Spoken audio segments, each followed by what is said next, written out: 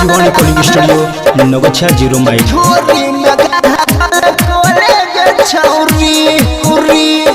चढ़ दसाई रोहे बंद के हिंगो डोरी ढोरी में कहा जल गले छोरी चढ़ दसाई रोहे बंद के हिंगो डोरी ढोरी में कहा जल गले छोरी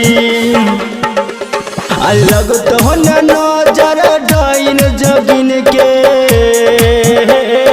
लग तो नजर डाइन जगिन के जोई बेजी झिझिया खेल गे पोरी चढ़ल दसाई रोहे बांध हिंग डोरी ढोरी में काजल कोले गे छोरी चढ़ल दसाई रोहे बांध हिंग डोरी ढोरी में काजल कोले गे छोरी ढोरी में काजल ढोरी में काजल कोले गे छोरी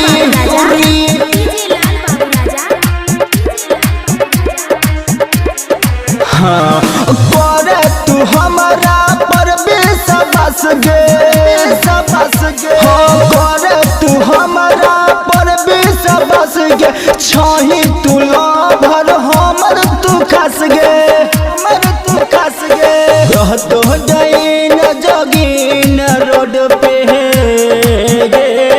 रहतो डैन यहाँ सब पुजले रोड पर बोच के जइया सन दिल गोरी चढ़ल दसाई रोहे बांध हिंग डोरी ढोरी में काजल कोले गे छोरी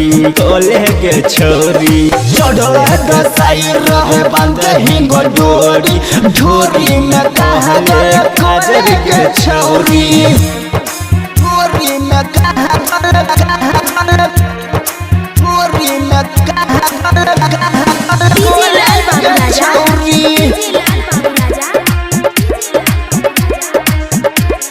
हाँ दुर्गा माई बकरी है तू ही पूजा